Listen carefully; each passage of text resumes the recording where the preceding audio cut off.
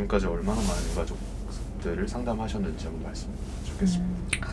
네, 저 이 참사 관련해서 이제 유가족뿐만이 아니라 관련된 뭐 여러 대응 인력분들이라든가 여러 일반 시민들이라든가 아무튼 모두 다 아무튼 참사 관련해서 뭔가 조금 정신적인 어려움이라든가 트라우마 증상을 호소하신 분들은 한 400여 분 정도?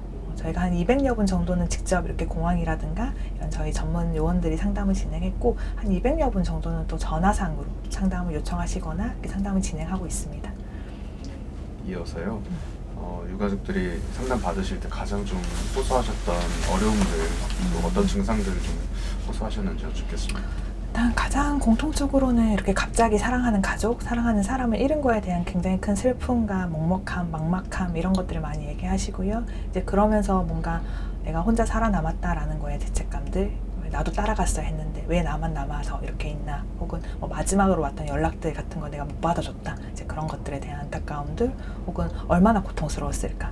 특히 이제 저희가 돌아가신 분들을 확인하고 오시고 나면 또 더 큰 충격을 받으시더라고요. 그래서 그런 것들도 많이 얘기하셨고, 그다음에 이제 앞으로 남은 가족들에게, 특히 고령의 뭐 부모님이 계신다든가 너무 어린 자녀들이 남아 있는 경우에 그런 나머지 가족들에게 또 어디까지 어떻게 내가 이야기를 해야 될 것인가, 또 시작해서 또 앞으로 어떻게 살아가야 할지, 사랑하는 사람을 잃고 그런 마음들, 또 정서적인 어려움은 이런 것들을 많이 호소하시고요. 이제 그러면서 되게 많이 불안해하시고 잠도 잘 못 주무시고 식사도 잘 못 하시고 해야 할 일이 너무 많은데 도대체 뭘 해야 할지 모르겠다, 아무것도 못 하겠다 라는 호소들도 많이 하시고요. 네, 그렇게 다양한 뭐 정서적인 변화들, 심리적이고 인지적이고 행동적인 어려움들을 많이 얘기하셨습니다.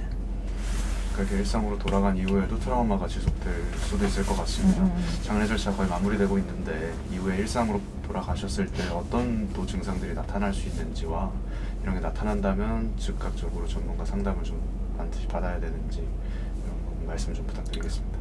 사실 트라우마 증상은 이제부터가 시작입니다. 왜냐면 초기에는 너무 경황도 없으시고 이게 뭐 무슨 일이 있는지도 모르시고 또 장례식도 진행해야 되고 해야 할 일이 많기 때문에 사실 이런 심리적인 이런 충격 같은 것들은 어떻게 뭐 정신없이 그냥 지나가거든요. 근데 이제 장례식이 지나고 나면 이제 그때부터 막 몰아치는 거죠. 아, 정말로 돌아가셨구나, 정말 없구나 라는 마음들이 커져서 아마 앞으로가 사실 심리 지원에 있어서는 훨씬 더 중요하고 필요한 시기라는 생각들이 들고요. 증상들은 경험할 수 있는 거는 앞서 얘기했던 다양한 증상들을 다 경험할 수 있습니다. 그러니까 사실 사랑하는 사람을 이렇게 갑자기 잃으면 아까 말한 뭐 갑자기 너무 슬프고 막 우울하고 잠도 못 자겠고 너무 충격적이고 너무 놀랍고 막 세상을 못 믿겠고 뭐 진짜 이번엔 비행기였지만 뭐 작은 자동차 타는 것 같이 무슨 일이 생길지 모르는 이런 불안감이라든가 잠 못 자고 밥 못 먹고 그러면 좀 예민해지고 짜증이 많아지고, 혹은 어떤 사람은 정말 아무것도 못 하겠고 무기력해지고 이런 다양한 모습들이 나타날 수 있는데, 중요한 거는 초기에는 이런 반응이 지극히 정상적이고 자연스러운 반응이다라는 거죠. 하지만 시간이 지남에 따라서 서서히 일상으로 복귀를 해 나가야 하거든요. 근데 나의 일상으로 다시 돌아가지 못할 정도로 그런 감정이라든가 그런 변화들이 계속해서 반복될 때, 이제 그럴 때는 조금 더 전문적인 도움을 받아보는 게 꼭 필수적으로 필요하고요. 혹은 아까 죄책감에 대해서 얘기했는데 이게 너무 커지다 보면은 뭔가 내가 살아야 할 이유도 없을 것 같고 나 같은 게 살아있는 것 자체가 너무 조금 뭔가 재수롭고 미안하고, 그래서 뭐 좀 극단적인 이런 자살이라든가 뭐 이런 것들에 대한 생각들도 할 수도 있으시고요.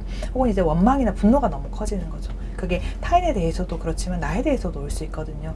그런 감정적인 변화가 너무 크고 오래 지속됐을 때도 꼭 반드시 이런 좀 전문적인 평가를 받아야 하고요. 근데 다 떠나서 유가족이라면 저는 정서적인 고통을 경험할 수밖에 없거든요. 그래서 일단 한 번은 정신 쪽 이런 저희 심리 지원에 대한 전문가들 만나서 얘기해보고 조금 평가도 받아보고 어떤 식으로 대처해 나가야 하는 것들인지에 대해서도 조금 얘기를 듣는 시간을 가지는 게 필요할 거라고 생각이 듭니다.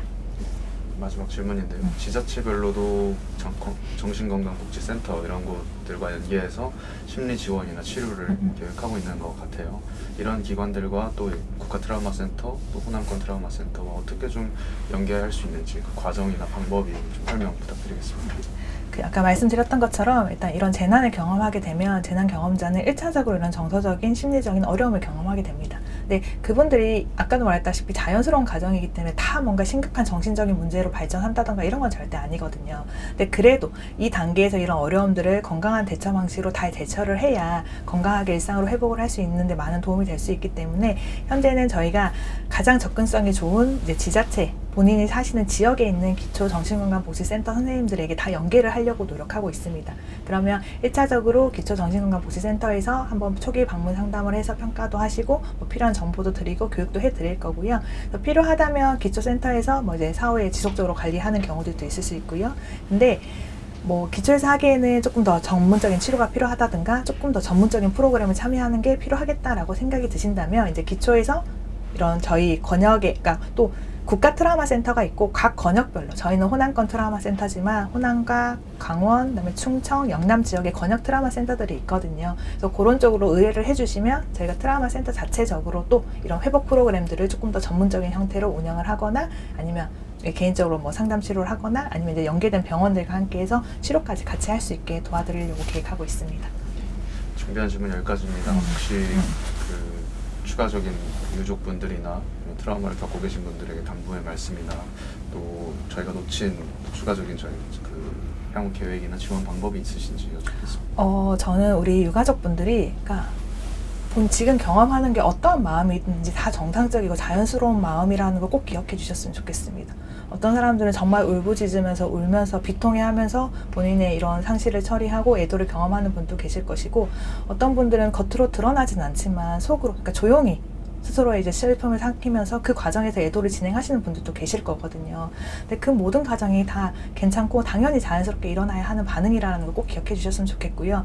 그게 뭔가 개인적인 문제게 내가 뭔가 부족하고 내가 나약하고 내가 뭔가 뭐 문제가 있어서 내가 책임감이 없어서 내가 뭔가 뭐 약해서 생기는 문제가 아니라는 걸 꼭 기억해 주셨으면 좋겠고요. 그냥 사랑하는 사람이 이뤘을 때 생길 수 있는 자연스러운 반응들이라는 거, 그래서 너무 그게 힘들고 고통스러운 감정들을 경험할 수밖에 없다라는 것들을 꼭 기억해 주셨으면 좋겠고, 그래서 혼자서만 어떻게 해결하려고 감당하려고 막 버티지 마시고 힘든 걸 조금 주변에 같이 표현하시고 필요하다면 좀 전문적인 도움이든 이렇게 함께 하는 게 굉장히 중요하기 때문에 너무 고립되지 않으시고 주변과 함께 좀 극복하고 회복해 나갈 수 있었으면 좋겠습니다.